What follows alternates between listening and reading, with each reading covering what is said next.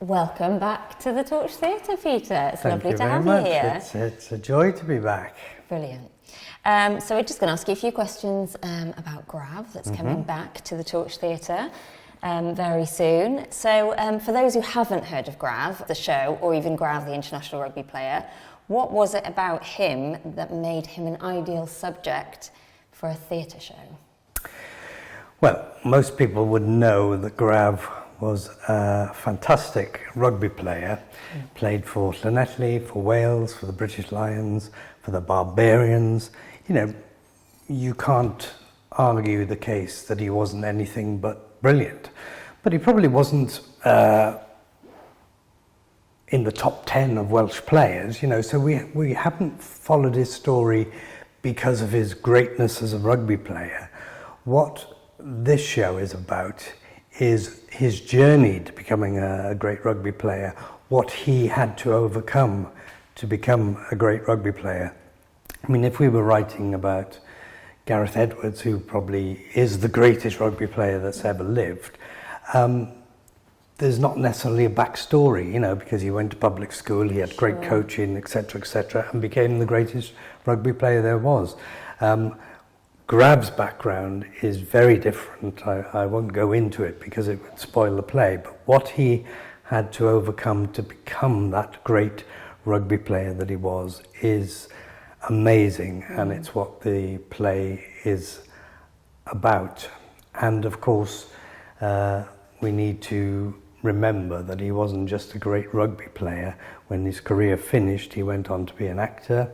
He was a presenter on S4C, did lots of other things, and was yet again dogged by unfortunate circumstances, diabetes, etc., and of course, very sadly died quite young. Yeah, sure.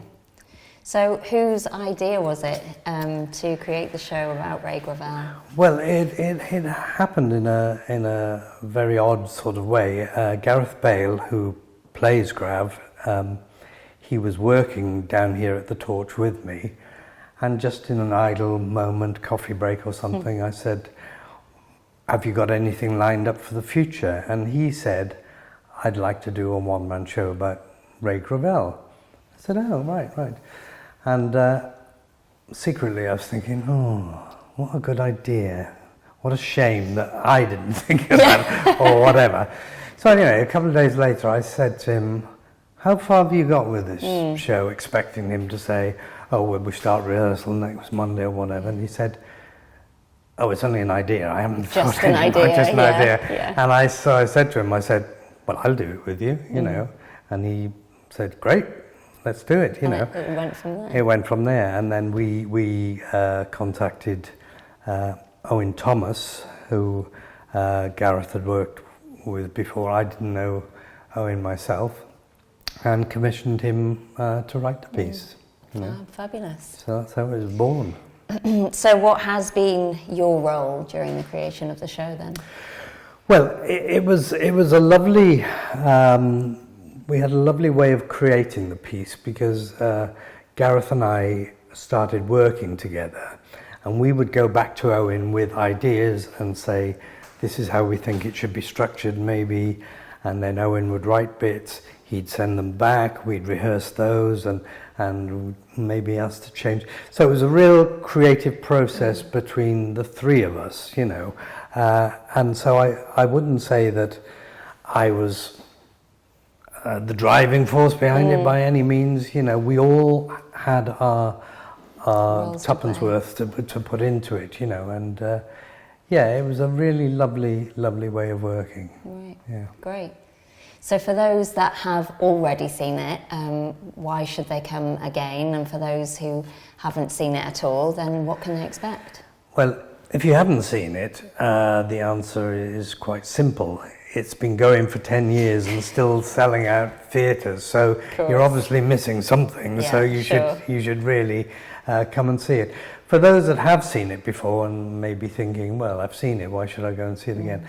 But when you direct a play in most regional theatres, you maybe get to run it for 3 weeks, 15 performances or something like that.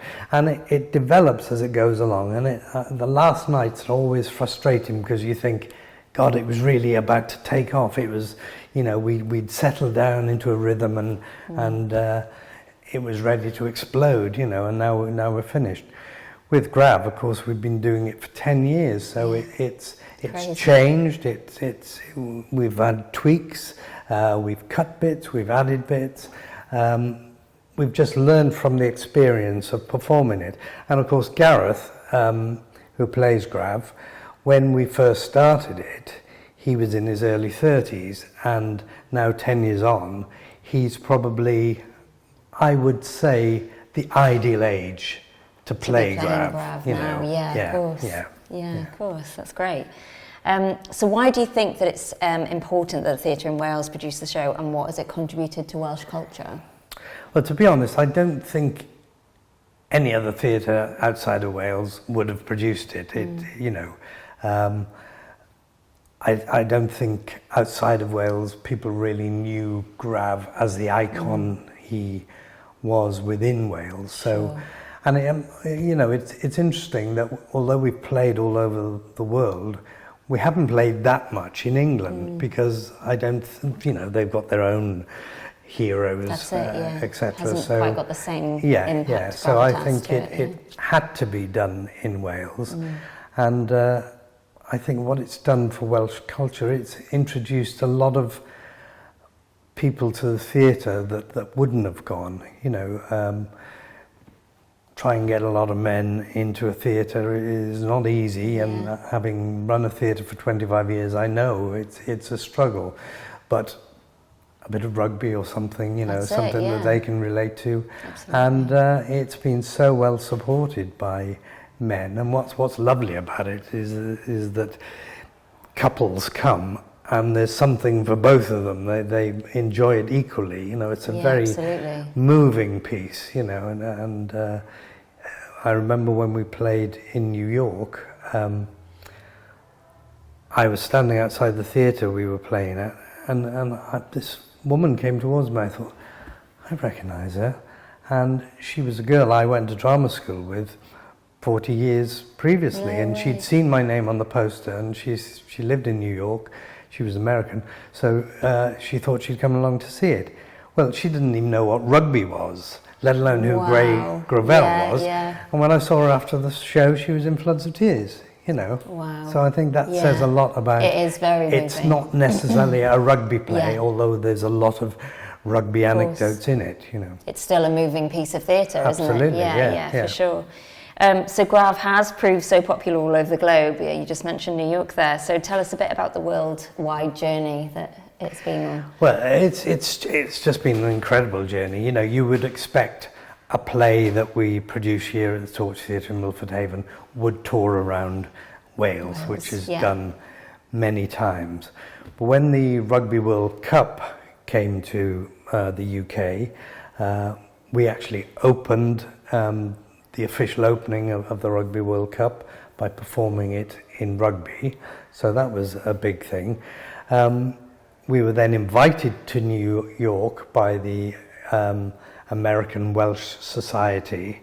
So although it was fantastic to be performing on just off Broadway, we were performing mostly to Welsh people, you know, which is, and incredible. The same when we went to Nebraska and Washington DC. You know, Welsh people from all over America sort of descended on these places to see the show. Adelaide, they saw us at the Edinburgh Festival, the Adelaide Fringe, and invited us out there. Of course, we played at Edinburgh a couple of times, and one of the most amazing performances was to the Welsh rugby squad inside the changing room at the Millennium Stadium 3 days before Wales played England in the Six Nations, and Wales beat England in the Six Nations. And in the press conference after, one of the coaches, Robin McBride, was asked, you know, what was the secret to the Welsh performance, and he actually said, we were inspired by a piece of theatre that we saw just a few days ago. Now, I don't think any rugby game has ever been won because of a piece of theatre. Being inspired by theatre. That was, you know, wow, that's on the news and all that, you know. So Yeah. that was a great tribute Yeah. to the show. But yeah, we've been everywhere with it, and what we're tending to do now is play in smaller places where they don't really have access to theatre. It's a sort of show that can travel to any space, in any place, really. Yeah. It's clearly a show that stayed with you and means a lot to you. So we know that you've retired now. So what is it that tempted you back to work on GRAV again? Well, to be honest, I wouldn't let anybody else get their grubby hands on it, you know. I mean, it was a piece that we created. Absolutely.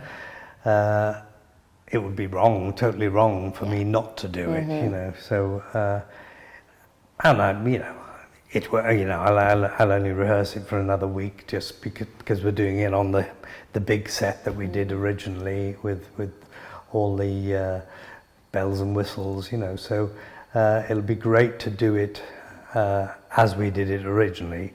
So yeah, why should anybody else do that, you know? Absolutely, yeah, for sure.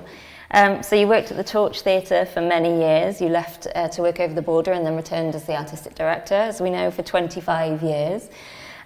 So what is it about the Torch that makes it so special for the people here in Pembrokeshire and across the country? Well, of course, I was brought up without the Torch Theatre. I was brought up in Pembroke, and the Torch Theatre wasn't here then. The Torch Theatre opened in 1977 when I was just finishing drama school. And as you say, that's when I came back, first of all, as a young actor in this brand new theatre. So I know what it's like not having a centre for the arts growing up.